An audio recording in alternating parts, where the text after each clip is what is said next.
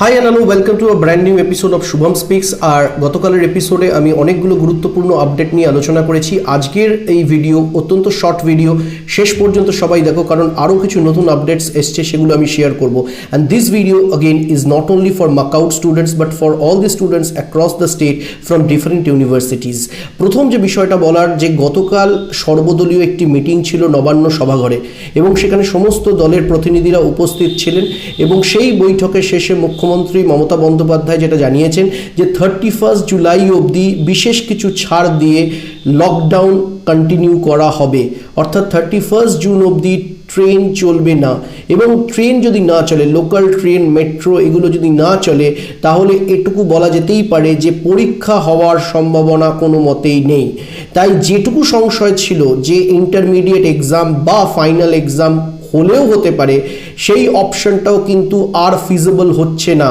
কারণ যদি ট্রেন বন্ধ থাকে, যদি মেট্রো সার্ভিসেস বন্ধ থাকে, তাহলে কিন্তু কোনো মতেই এক্সাম কন্ডাক্ট করা সম্ভব নয়। এটুকু খুবই একটা লজিক্যাল অ্যানালিসিস আমরা ড্র করতেই পারি এই সিদ্ধান্ত থেকে। এর পরের যেটা বিষয় সেটা হচ্ছে পেমেন্ট অপশন। অনেকে, এটা মাকআউটের স্টুডেন্টসদের জন্য মেনলি, মাকআউটের যে ওয়েবসাইটে স্টুডেন্ট পোর্টালে একটা নতুন অপশন এসছে, এবং সেই অপশনটা হচ্ছে পেমেন্ট অপশন। সেই পেমেন্ট অপশন দেখে অনেকের মধ্যে একটা ধারণা তৈরি হয়েছে যে তাহলে বোধহয় এক্সামের যে ফিস সেটা জমা দিতে হবে অনলাইনে, এবং এক্সাম হওয়ার একটা সম্ভাবনা রয়েছে। প্রথমেই বলে নেওয়া দরকার যে সেই পেমেন্ট অপশনটা কেন দেওয়া হয়েছে সেটা এখনো পর্যন্ত পরিষ্কার নয়, কারণ সেটা পুরোপুরি ফাংশনাল নয়, অ্যাক্টিভ নয় ওই পার্টিকুলার অপশনটা। কিন্তু একটা জিনিস প্রেডিক্ট করা যেতে পারে বা অ্যান্টিসিপেট আমরা করতেই পারি যে এই পেমেন্ট অপশনটা হচ্ছে মেনলি রিভিউ করার জন্য, পিপিআর এর জন্য বা রিভিউ এর জন্য। কারণ লাস্ট সেমিস্টারের যে রেজাল্ট বেরিয়েছিল, অড সেমের রেজাল্ট পাবলিকেশনের পরেই কিন্তু লকডাউন ঘোষণা হয়, এবং যার ফলে স্টুডেন্টসরা কিন্তু সেখানে কোনো রকম ভাবেই একটা সুযোগ পায়নি, খাতা রিভিউয়ের সুযোগ পায়নি। তাই এটা হলেও হতে পারে যে একটা খাতা রিভিউ করার জন্য বা পেপার রিভিউ করার জন্য একটা পেমেন্ট মোড, যেটা অনলাইনে এবারে পেমেন্ট করতে হতে পারে। তো এটা একটা অপশন। আচ্ছা, আরও একটা কোয়েশ্চেন আমি প্রচুর স্টুডেন্টসদের কাছ থেকে পাচ্ছি, বারবার পাচ্ছি, সেটা হচ্ছে সাপ্লিমেন্টারি এক্সাম বা ব্যাকলগ নিয়ে অনেকের মধ্যে একটা সংশয় রয়েছে। এটা আমি লাস্ট ভিডিওতে বলেছি, কিন্তু আবারও একটা বিষয় জানিয়ে রাখা দরকার যে ব্যাকলগ নিয়ে কিন্তু মাকআউট কোনো রকম সিদ্ধান্ত এখনো পর্যন্ত নেয়নি।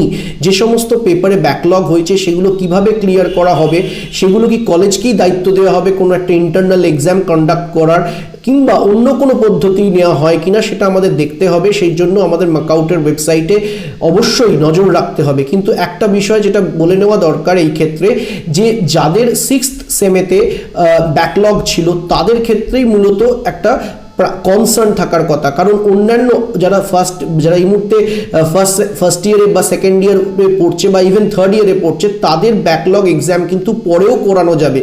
শুধুমাত্র যারা ফাইনাল ইয়ারের স্টুডেন্ট তাদের জন্যই কিন্তু ব্যাকলগটা একটা চিন্তার কারণ। তাই সেটাকে কিভাবে ক্লিয়ার করানো যায় সে ব্যাপারে অবশ্যই ইউনিভার্সিটির কোনো ডাইরেক্টিভ আমরা খুব সহজেই পাবো, খুব তাড়াতাড়ি পাবো বলেই আমরা আশা করছি। আর একটা বিষয় হচ্ছে প্রজেক্ট নিয়ে, ফাইনাল ইয়ার প্রজেক্ট নিয়ে। সেখানে কি হতে পারে, ফাইনাল ইয়ারের যে প্রজেক্ট আমরা জানি প্রত্যেক বছর বিটেকের ফাইনাল ইয়ার স্টুডেন্টসরা প্রজেক্ট সাবমিট করে, ডেমনস্ট্রেশন করে। তো সেই নিয়েও অনেক প্রশ্ন স্টুডেন্টসদের কাছ থেকে আসছে যে সেক্ষেত্রে কিভাবে প্রজেক্ট সাবমিশন হবে। এক্ষেত্রে বলে নেওয়া দরকার যে প্রজেক্ট গাইড যারা রয়েছেন, রেসপেক্টিভ প্রজেক্ট গাইড, তাদের সঙ্গে এই ব্যাপারে যোগাযোগ রাখতে হবে, এবং যে নির্দেশ আসবে কলেজের কাছে, কলেজের টিচাররা ঠিক সেই নির্দেশটাই পালন করবে। তো এক্ষেত্রেও আমাদের ইউনিভার্সিটির কাছেই ভরসা করতে হবে, এবং ইউনিভার্সিটির যে ডাইরেক্টিভস তার দিকে আমাদের তাকিয়ে থাকতে হবে। তো আজকের এই বিষয়গুলো আমি ছোট করে ইংরেজিতে বলবার একটা চেষ্টা করছি। So now this part of the video is for those who are not that comfortable with Bengali language. Let me tell you the same thing in English.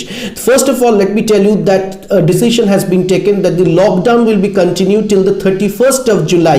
In that case, local train and metro services will not be available. So if local trains are not made functional, if the metro services are not resumed, it is not possible to conduct end semester exam, or even it is not possible to conduct intermediate semester exam. So it is one thing for sure that no kind of examination is possible in the month of July. No kind of offline examination is possible in the month of July. We have to see to this that how HS examination is being conducted. However, that is not the concern for college students because they have already passed the higher secondary or 12th standard exams. Now their prime concern is the intermediate semester exam and the final semester. So as mentioned, there is no chance of conducting offline college exams in the month of July as the train services will remain stopped.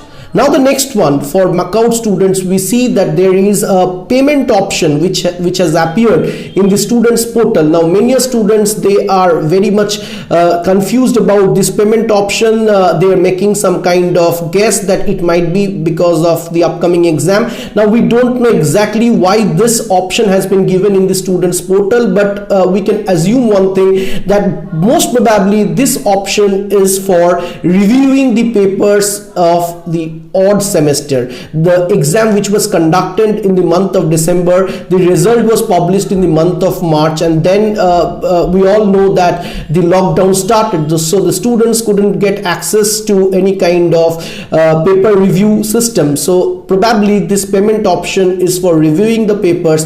The payment mode is still not functional. Once it gets functional, we'll come to know the exact use or purpose of this option. Now comes the next question, frequently asked question from the students, the supplementary exam or the backlog. What about the backlog?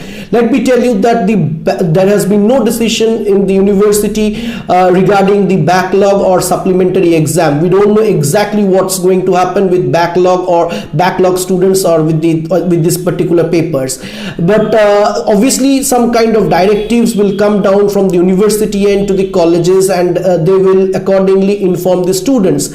Also it is to be noted that the backlog students of 4th year, it is the prime concern of the university to get their papers cleared, because the 1st, 2nd and 3rd year students will get time later to clear their backlog papers, but it is for the 4th year students that the university will take a very fast decision, and we have to see to that.